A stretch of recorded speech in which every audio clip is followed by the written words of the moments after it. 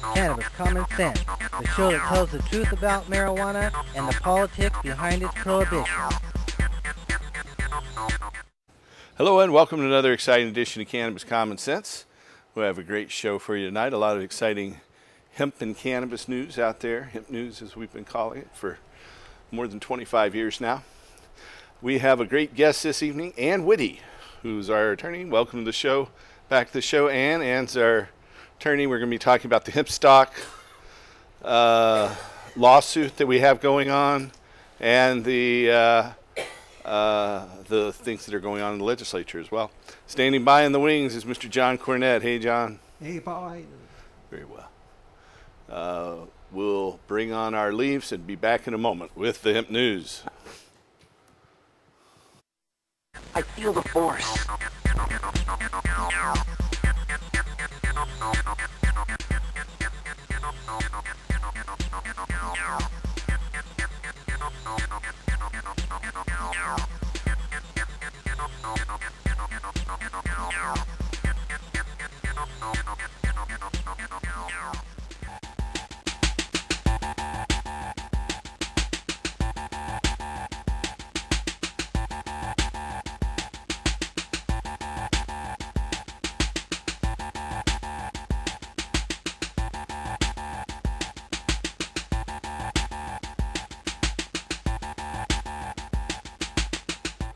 It's so cute when they dance leaf to leaf like that, isn't it? Okay, our hemp news starts out with a national poll here in the USA. A new poll from Pew Research Center finds that 53% of Americans support the legalization of marijuana, with 44% opposed. As recently as 2006, just 32% of the people supported legalization, while nearly twice as many, 60%, were opposed, according to Pew's history polling. Crucially, the poll finds that people are much more likely to change their minds from opposing legalization to supporting it than vice versa. Among the general public, 21% of people support legalization now, but once opposed it, in contrast to just 7% of the people who used to support legalization, but now oppose it. Millennials, those aged between 18 and 34, lead the change with 68% in favor.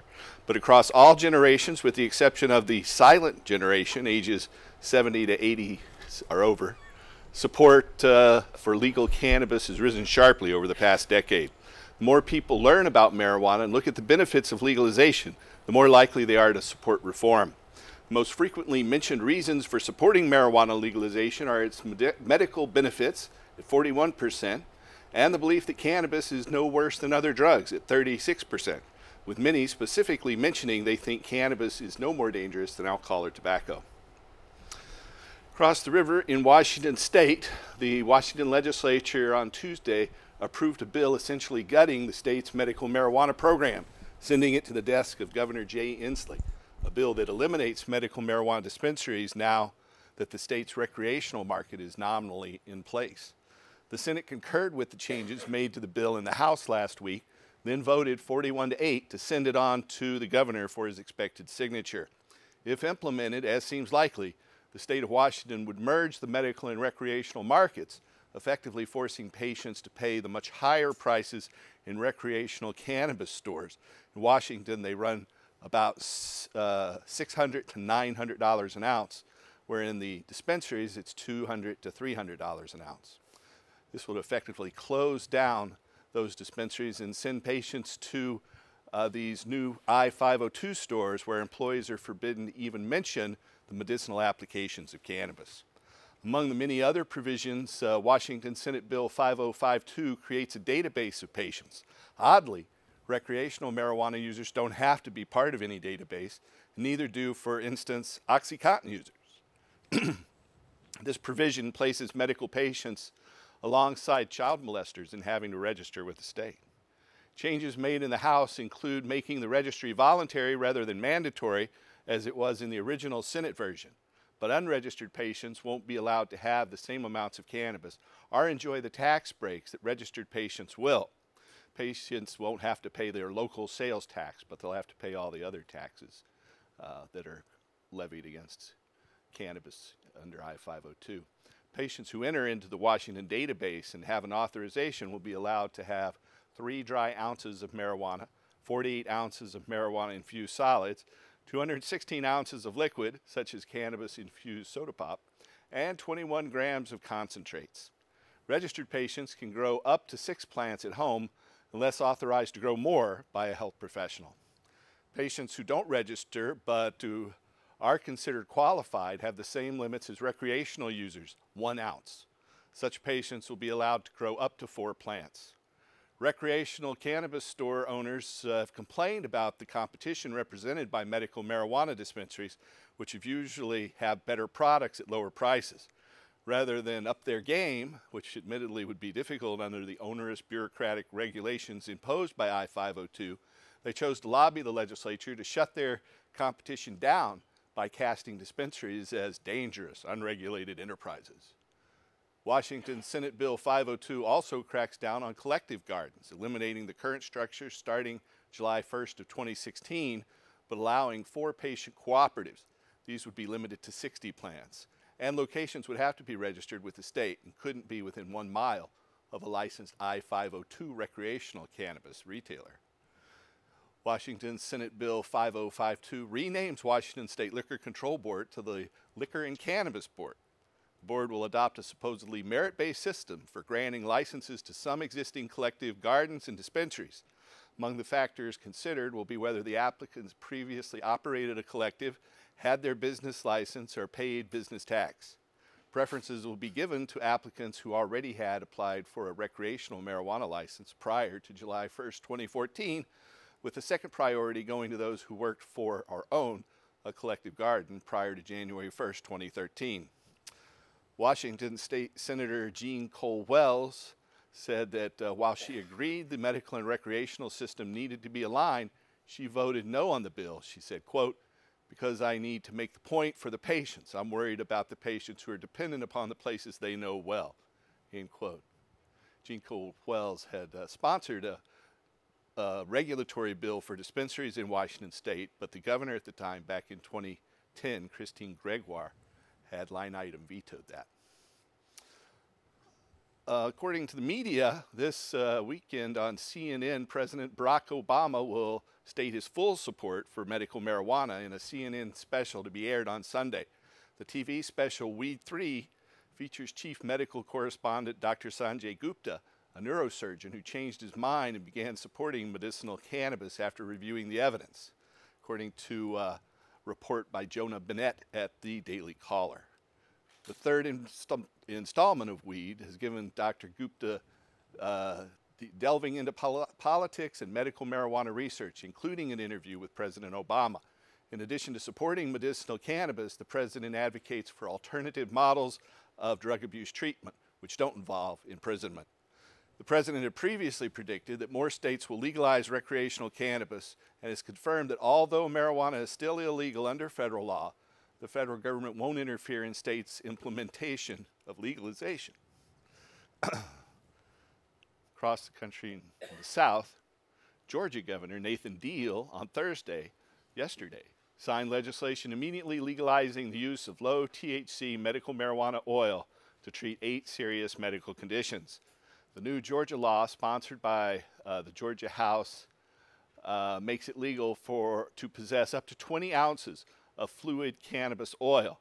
The catch is the oil can contain no more than 5% tetrahydrocannabinol, or THC, the principal psychoactive component of cannabis and also one of its chief medicinal compounds. Scientific research has shown that all the cannabinoids found in the marijuana plant, including THC and CBD, work best when they're used together, a phenomenon known as the entourage effect. Georgia's new medical marijuana law, a slight improvement on the CBD-only laws passed by lawmakers in other conservative states, makes it legal to use cannabis oil to treat patients with epilepsy and other seizure disorders, Lou Gehrig's disease, cancer, multiple sclerosis, Crohn's disease, mitochondrial disease, Parkinson's, and sickle cell anemia. So earlier this week, members of the U.S. House Oversight Committee in Washington, D.C. on Wednesday issued a statement of no confidence in Drug Enforcement Administrator Michelle Linehardt. The unprecedented move by a group of more than 20 bipartisan lawmakers comes a day after her shambolic performance in Congress during a hearing focused on DEA agents who had paid sex workers for sex parties using taxpayer dollars.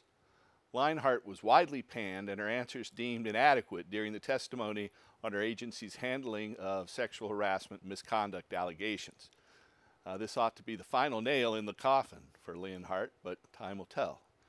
We have some video clips of her grilling in Congress we'll be playing a little bit later in the show.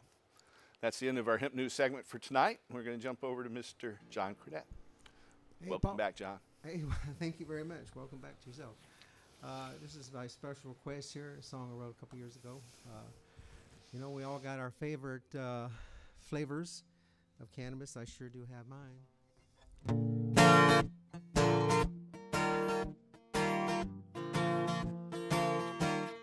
We like train wreck, northern lights. We like Shrek too, sour diesel. Life is good. Life is good.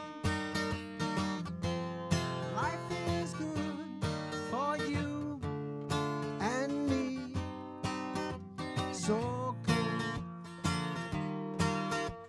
So good. So good. So good. We like God, but purple haze. We like cheese too. Cinderella. Life is good. Life is good. Life is good for you and me. So good. So good. So good. So good. It don't matter which you like. Don't matter when you do it. Just matters that you do it right and get down to it.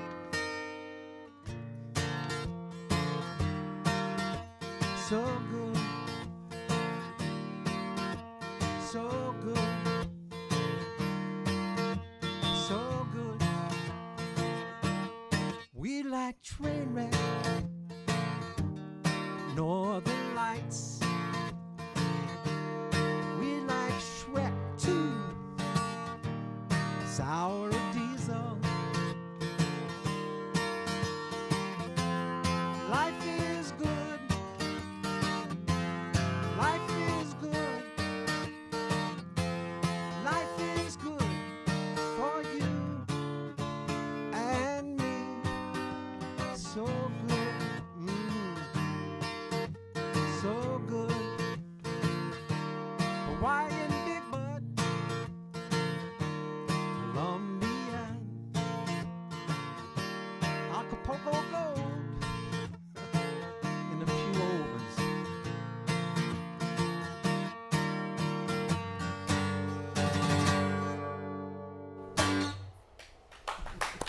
All right. Thanks, John. Thank you. Mr. John Cornett. Hey, welcome back, Ann. It's good to see you. Thank you, Paul. And welcome back, viewers. If you have a question for us tonight about ending adult marijuana prohibition, restoring industrial hemp, the implementation of regulation in Oregon, Washington, or elsewhere, or helping medical marijuana patients, you can call us at that number there on your screen. It's 503-288-4442. It's 503-288-4442. So, Ann, I know if our viewers don't know, you've been representing us on our fight for the hemp stock permit. And so last year we had a real tough time getting our permit for the hemp stock festival. The police and city required that we hire a team of 40 people to be on site at all times. That took about 75 security people, driving up the costs of the hemp stock festival. All in black uniforms. Yeah, and the police were there as well. And we had to crack down and didn't allow any cannabis use to go on. And so the police, however, said that we did allow cannabis use to go on and tried to stop us from getting our permit again this year. And so you've come in and sued the city over this, and you want to tell our audience, thank you. Want to tell our audience what's going on? I know we have a court date coming up on the 24th. Friday, next Friday. Yeah. Whatever that. Yeah, we'll be, 4/20 is Monday. Yeah, we're going to have oral argument. We'd filed a writ of review of the decision of the park board to the Parks Bureau to deny the permit for 2015. Right. And it's, we're just all arguing about what is free speech. I mean, does Paul have the right to come and talk about how pot should be legal if people are going to get all excited and smoke pot in the audience? And they're saying, well, he has to go stop them. He has to stop talking and send his people around there and ferret them out, find out who they are, develop probable cause. I mean, we went and we didn't arrest them ourselves, but we ejected a number of people. And I'd say 90% of the people who came to the gate did not come in because they went through such an intense search, and they were really dressed down by these security people we were forced to hire. And the ones who did come in, if they had if they got a lighter or a water pipe at the event, and there was a walkway between the events, no other event has to have a fence and a walkway between different segments of their event. But they made us do that there. They would say, okay, you've got that lighter that you just got in the event. You can't bring that in here. You've got. So it was pretty outrageous. Well, that we all felt kind of victimized by the system. And then for them to come in now and say that somehow we weren't meeting their standards, basically character assassination. And well, it's just exactly that vague. They just say that you didn't take steps. So spending $25,000 on security, that wasn't enough. You just didn't do enough. Even as soon as we were told that the police said that there was some place that was selling marijuana, one of the booths there, we immediately ejected them. But they denied that in their. Well, no, they kind of put it in there at the footnote that actually you did. The one and only thing you could do, which was have the security people you had hired eject the guy. Once they pointed him out, you did that. So, but I just don't think that when the city police and the district attorney have said they aren't going to prosecute for marijuana, and that emboldens people to think they can go smoke at the hemp stock. People even said that they thought it was legal to do so when they were interviewed by police. So maybe that doesn't mean they were being truthful. I don't know. But I don't think that they can put that burden on somebody who has a right to speak freely in the park. We'll see. We're going to argue it. We've had a lot of writing of briefs, and we're going to argue it next Friday, and then I don't know if we'll get a decision right away or if there'll be something written after a week or so. So you've got a copy of the Willamette Week there, their 420 issue. So that's next week's. Well, I think this just came out. It's for Monday. Yeah. It comes well, on if it's Wednesday. 420, yeah, okay. It comes out on Wednesday. It's all about it. All the ads and everything. It's amazing. Yeah, they contacted us about advertising in it, and I know the Portland Mercury is doing the same thing. A lot of them are trying to capitalize on that. Oh, everybody's trying to capitalize on it now that you, Paul, have got to push over. Well, it wasn't just me. By any means. No, it wasn't just you. It was a You've been lot of doing different it so people. long, I can't believe it. Yeah, It's that's wonderful. true. Fine. I started petitioning to legalize marijuana in Oregon back in 1985. And I moved here in 84 to help an initiative petition that had already completed its petition drive. But we are taking your phone calls tonight. If you've got a question for us, you can call that number there on your screen. And I think we have a caller. Go right ahead, caller. Hi, Paul. Howdy. How are you tonight? Pretty well. How about yourself? Oh, not too bad. If I may interject about the lawsuit, if it's okay to drink a beer at Brewfest, and that's legal, Why wouldn't it be okay to smoke weed? Well, you know, somebody over there at the Parks Bureau just doesn't see it that way, is all I can figure. It's the police, too. The police are pressuring the Parks Bureau. I've seen it with my own 2 eyes. I have no doubt. I was there last year at Hempfest, and it was a mess. Well, it's So tell it's us about schizophrenic. your experience as a person who went there. Tell me what you saw and experienced. I wound up working as a vendor, and Uh-huh. it seemed that they were confiscating lighters, they were searching bags and stuff like that. And then on the last day, they said, "Oh, oops, sorry, we got the wrong memo. We weren't supposed to be doing any of that stuff. Our mistakes. We're really sorry. Go ahead on in with whatever. You know, we just want to make sure you didn't bring any outside, drinks and stuff like that." I see. But it was a disaster from one end to the other. I was actually disappointed at how many few people there were overall. Yeah, our attendance was down 90%, but then 90% of the people didn't come through the gate. Mm-hmm. Yeah, I So- believe it. But I do have an important question, if I may, for your attorney.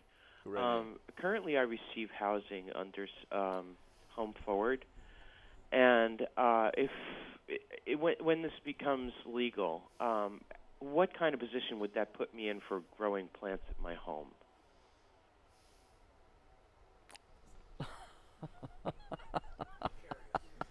That's for you, Ann. Oh, well, you know, the Bureau of Labor and Industries is supposed to protect the civil rights of tenants, and apparently they have not been doing that lately. I think they even have a memo up on their website that says they aren't going to kind of go after this marijuana stuff because they had a bad result when they tried to help us out with the employers. But maybe they'll change their mind on that. Right now, I'd be very careful. You know, even in Washington, D.C., you got to be careful you're not on federal property. If you, it's still tricky. I think that basically, they can ban tobacco smoking in some facilities. So you should look for a landlord who's cannabis friendly. I know Casper Leach, who's out sick this week. We hope you get better, Casper. He stays in an apartment, Wimbledon Square and Wimbledon Green, over by Reed College, where cannabis is allowed. And they do allow people to grow their marijuana there. And that's the largest apartment complex in the state, too. So Good work. I don't know how many vacancies they have with that policy, but that's one option out there. Yeah, that would be great. I happen to be apartment shopping at the moment, too, so that's good information. If you want to be over by Reed College, can afford it. It's got some nice facilities, I guess. Oh, great. Thank you. And can you give me some information on how I can finish paying off my medical marijuana card? And do you think that it's going to go the way it is in Washington or was or whatever that gray area is where it's definitely not, Oregon regulated dispensaries effective March 1st of last year. And so those regulations provide a system. Now that system will probably be changed. There's talk in the legislature of merging it. It's impossible at this point to say what the legislature has passed. Do you have any update for us on what's going on in the legislature, Ann? Oh, there's a whole bunch of things that are going on. I think the most interesting one is the proposal to let the established licensed medical dispensaries start selling to everybody on July 1. And there's some pushback on that because the regulation of the medical dispensaries it's very tight and very detailed, but it doesn't do anything. It's ridiculous, and that's what they don't want to have it be when it gets over and they're trying to tax people. So they want a different system. And there's a lot of talk in the legislature. We do have some advocates there. Peter Buckley, who's in charge of the House Ways and Means Committee, has been protecting patients, as has the Senate Judiciary Committee Chairman,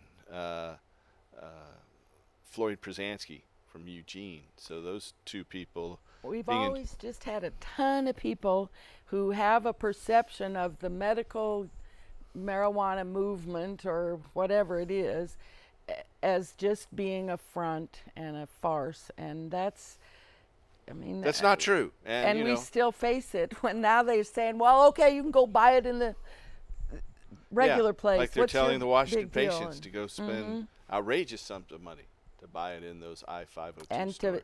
to just It's buy very brand sad. X. You know, so All the you'll have laws will keep available. changing. There's no doubt about that.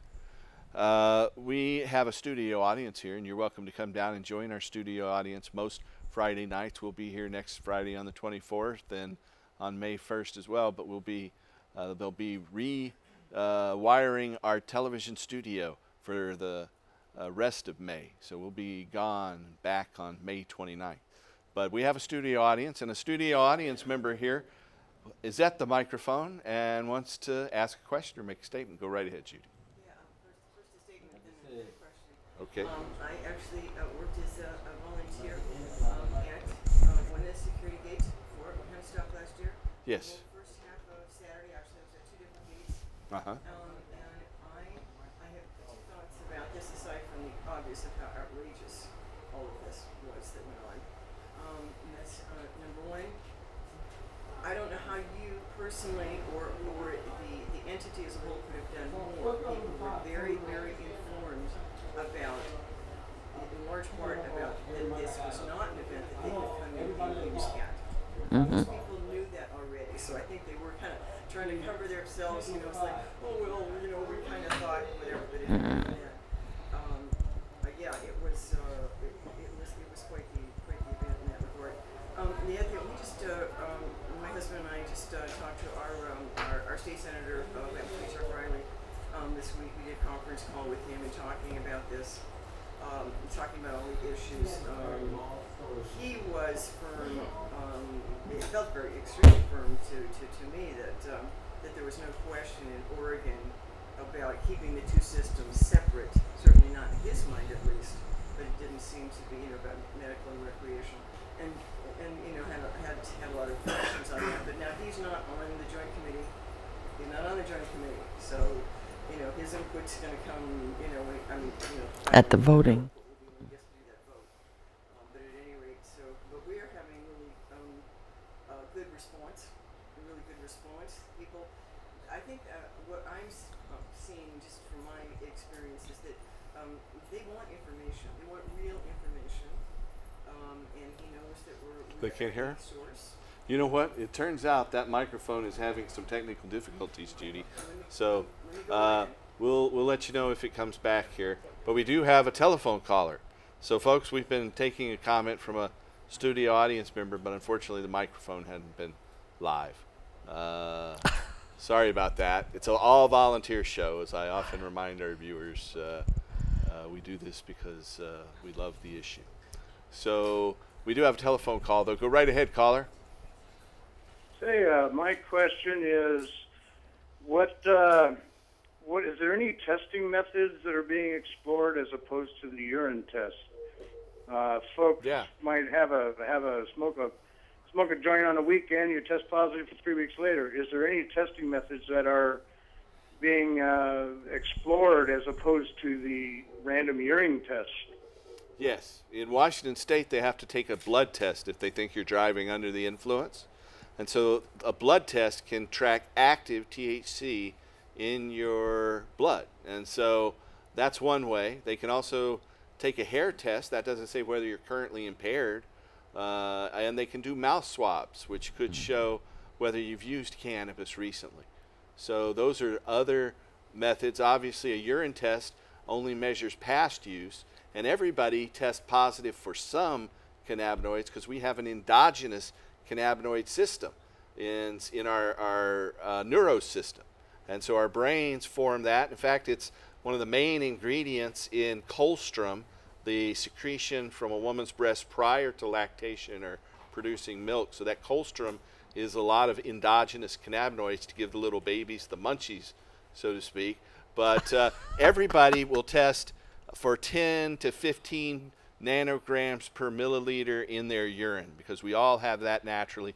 Generally, a positive test is considered above 25 nanograms. And if they tested me right after our after show party on Friday night, I would probably be pushing 1,000 nanograms or something in my urine, but in in my blood, that might get me up to 20 nanograms in my blood. That once a week excessive consumption. I guess another question would be, is there any possibility that the county, city, state authorities will use a different method for on-the-spot tests as opposed to blood tests? Is there any possibility they will eliminate? They're going to come up with new tests. There's no doubt about it. A new test on mouth swabs just came in today, but like I said, that doesn't show whether you're actually impaired. Okay. So that's where we're at on that right now. Okay. Thank you very much. You're very welcome. We have another caller on the line. Welcome to the show, caller. Hello, caller. Thing is, if they listen to their television, there's a 6-second delay, so they don't know. But we have an online. We stream live on Ustream.tv. If you know anyone in the country you want to watch this, tell them to tune into Ustream TV, Ustream.tv. The letter U, STREMA. But the question online is for you, Ann. After M91 passed, is it okay to grow 4 plants recreational and, with an OMMP card, also grow your medical marijuana cards? And we've examined this issue, so I don't have to put you on the spot if you're not comfortable with that. Because, yes, you'll be able to grow 6 plants as a medical marijuana patient and 4 plants per household. And so, unless they change it. Unless the legislature changes it.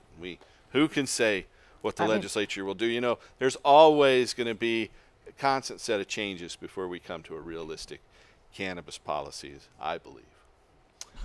We have there's bound to be a lot more debate about this. It seems to be a very emotional issue that people who don't know anything about it think they're experts, and they want to tell us why we should all go to jail often. But well, I read something John Sajo wrote. It was very encouraging. He went to a little meeting in a very small place. Down in Roseburg, or Dillard and Winston, outside of Roseburg. And I read that too. Yeah. He felt that they listened very closely to what people had to say from our side of things, and seemed to really want to know, seemed to be almost relieved to feel that there wasn't a danger, this wasn't a danger in their community. So he thought it's the thing we got to do is show up. Just keep showing up everywhere and showing them we're not monsters. You know, we have a video of the Drug Enforcement Administration's head, the administrator, Michelle Leinhart, being grilled by the United States Congress last Tuesday. Is it ready? We're going to run that right now. We'll be right back. That American taxpayers footed the bill for sex parties in Colombia. Chip Reed is following this. You have no control over the security clearance. What the hell do you get to do? In a sometimes explosive hearing, Democrat Elijah Cummings said the Drug Enforcement Agency is completely out of control.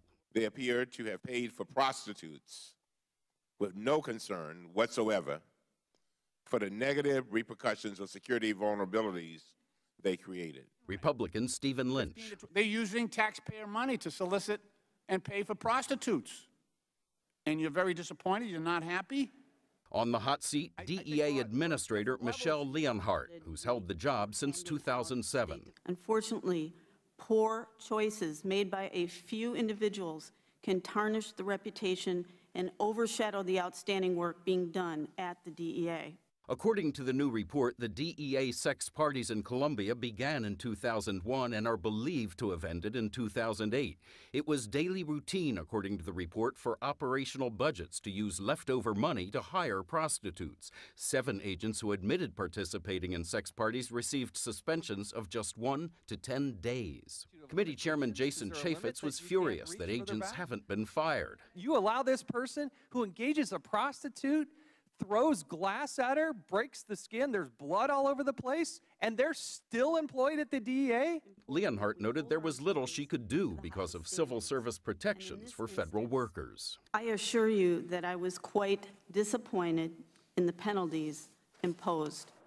Last week, Attorney General Eric Holder put out a memo reminding department employees that paying a prostitute for sex is a violation of department policy. Well, today, Scott, some members of Congress said it's a sad state of affairs when federal law enforcement agents need to be reminded of that. All right. Well, we certainly don't need Michelle Einhardt in there, I believe. You know, we do have a studio audience member. We think we have our microphone fixed. Go right ahead, Rick. Since the Washington legislature is changing the rules regarding recreational dispensaries giving no medical advice to medical patients? Yeah, I mean, they're sending patients to these recreational stores and forbidding the employees there to talk about the varieties of cannabis and Or the their benefits. medicinal applications. So are they also going to be closing all of their hospitals since Fred Meyer also sells aspirin? That's a good point. I think that might be lost on them, but it is a very good point. Good going there, Rick. So we have a few show and tell items here I'll go through. I'm pretty happy to juxtapose a couple of things here. This is a Johnson & Johnson topical plaster that is 1 yard long and 7 inches wide. And this is it's salicylic acid, aspirin, and cannabis. And so it is 20% cannabis and 40% aspirin. And so this is from Johnson & Johnson. But before Johnson & Johnson was Johnson & Johnson, they were Seabury & Johnson. Before that, they were Seabury & Seabury. But this is also a cannabis indica and salicylic acid plaster. I'm having problems with that tonight. But this one is still full. So we have the actual yard-long plaster of aspirin and cannabis from Johnson & Johnson in there. It's kind of powdery. You're supposed to put this on whatever ails your skin, and it will help. According to this one, it's in several languages. It says,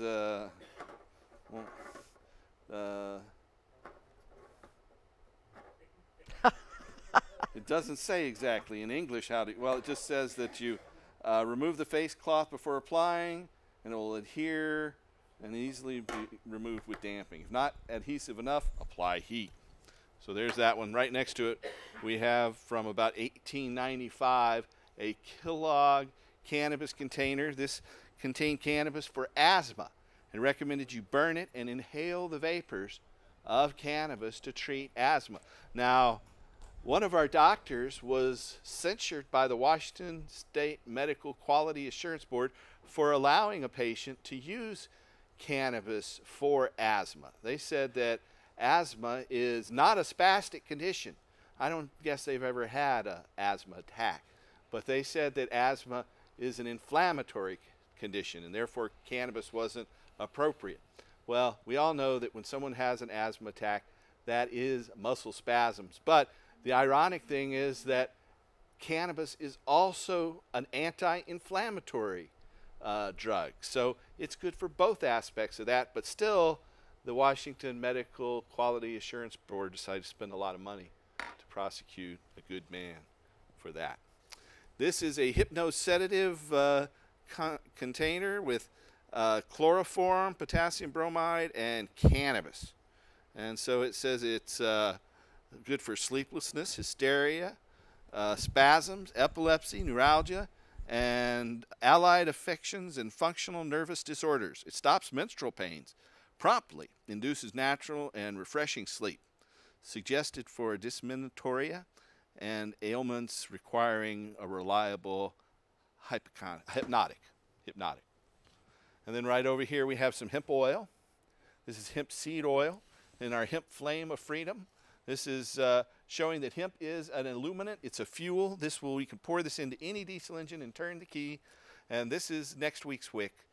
It's 100% hemp inside that little shot glass there. And we show that, and we think that hemp will replace petroleum when we remove the artificial economic boundaries imposed on cannabis by its prohibition. So we're going to try to pioneer that here in Oregon in the coming years.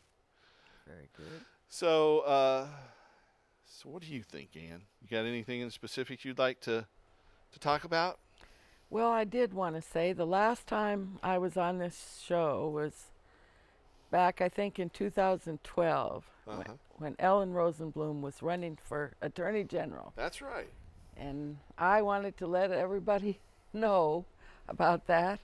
And it was on the newspaper, and Paul was very helpful, pointing out how Dwight Holton looked all angry and disgruntled, and Ellen Rosenblum looked all friendly and happy. And sure enough, we supported her, and she supported us. And she won overwhelmingly. She won overwhelmingly. We first really started pushing that here on this show with your encouragement. And we got a lot of support. Even the Drug Policy Alliance ended up giving her some money to run, and she beat Holden overwhelmingly. And then she got appointed, and she's been in there ever since. And she, I've been really proud of her every time I read about her in the paper. Not only was she the first woman Attorney General for the state of Oregon, but she's been the best. She's doing a wonderful job. Good. Well, we appreciate you working on that campaign, pointing that out. We have a couple phone calls standing by. Let's go ahead and take some phone calls. Welcome back. Welcome to the show, caller. Hi, Paul. How are you? Very well. How are you doing? Oh, I'm doing really good. I'm really good. A while back, I got a medical marijuana card through my doctor, and I went and got it all approved and whatnot. And then when I went to find some product, I didn't know what I was supposed to take. There's so many different types. Right, and there's I really couldn't not find really good dosing recommendations out there. Yeah, and it was like I was, I had anticipated, because I've been voting for this for years, and I was a little, upset. I'm going, well, how does a person know? And, one place said, oh, just try some and whatever. But I was fortunate enough to find a guy that has a grow card, and one of his patients now. And he did the CBC, because I got Hep C and bulging disc, and, Yeah. falling apart. Yeah, so with the bulging disc, you obviously need pain relief. Right, And then I got numbness in my feet, so I was using high CBC, I think it's a CBC or CBD, or I get all mixed up with those. But, it was... CBD is what they talk about most often these days, but CBC is also another compound. CBD is cannabidiol, and CBC is cannabichromine. Yeah, and so CBD is good for pain. And once I found, a grower that knew what my symptoms were, and he's not a doctor by no means, for crying out loud. But I was very disappointed at first, because I was going like, are we just handing this stuff out? But I was very confused, and I was going, gosh, I didn't have any direction, but I had to really look for direction. So, that was one of my concerns, and I've been wanting to, I always watch you on TV, and Well, just if you have questions, ask, and I'll be happy to say you probably would do well with eating cannabis for your pain, and I would recommend some edible. You don't even have to get the high to get the relief, but I like the high too. Right. That's some of the stuff I was looking at. I was going like 50% THC. Well, back in the day when I was young, you know what I mean? Sure. Anyhow, we didn't have this kind of stuff, and I was talking to a friend that does that. He says, Glenn, you'll pass out taking that stuff. Well, I don't want to pass out. I want to function. Yeah. No, it depends on how much you take. And one thing I found is that some of the patients, if they're prone to anxiety or nervousness, or they want to go to sleep, if they're wired that way, and everybody's a little bit different, then they don't want to use the more sativa dominant strains. They tend to wake you up and enhance someone's anxiety if they're prone to that. Right. I'm definitely a high-strung anxiety guy. I don't need anything to help me. Yeah, so you'd want an indica. And even the leaves, if you cook something out of the leaves or vaporized your indica and then use that in your food after you vaporized it, that would really help your pain a lot. Oh, okay. Yeah, I wish I would just get a little bit more what am I trying to say here? Direction. Yes, yeah, guidance and direction. We'll try to take that into account and be more responsive to that as time goes by. Thank you, All right, sir. thank you very much. You're very welcome. Have a good evening. There does seem to be a great deal of interest these days in eating cannabis. That's true. That's true. As a salad kind of. Yeah, you know, there isn't enough to juice really effectively, but cannabis juice from the leaf, it will, if you're harvesting the leaves, it's going to reduce your flower yield eventually. But once we're able to grow big fields of it, hopefully we'll be able to go to the store and get a jug of hemp juice, the same way you go and get a jug of carrot juice, right? We have another caller. Welcome to the show, caller. Me? You. Okay. Hey, I just heard I heard part of the hemp news tonight, and when it sounds like they're doing up in Washington, because I didn't know about this. Of course, I'm not an internet person, so I thought it through there, obviously. That's why I read this stuff. Yeah. It sounds like what they're trying to do is diminish the public perception of the medical benefits of cannabis by trying to run everything together. And I think that's a pretty trick that they're doing. And they're trying to, that's a very good point. They are trying to diminish that, but the truth is going to come out, you know, that cannabis is an incredible medicine for a large number of people. And then on the opposite side of the coin, I think it's a good idea. As these antiques demonstrate, we've known since prehistoric times. Oh, yeah. Well, down here in Oregon now, I think it's a good idea, and I'm a little bit suspect of Ferrioli, a representative, an Oregon state legislator from John Day, who's a Republican.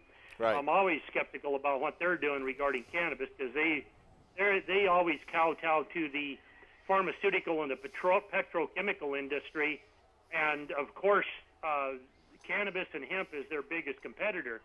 So I was a little bit skeptical about his wanting to, as of July 1st, have the medical cannabis dispensaries that we now have in place with mostly, from what I can tell, I've never been into any of them because I'm not a cannabis user, but I'd like, it sounds like most of these people are pretty well versed on cannabis, how to use it, when to use it, why to use it, the different strains, and it sounds like all of the product that they carry there is free of mold, mildew, pesticides, herbicides, and all that kind of crap.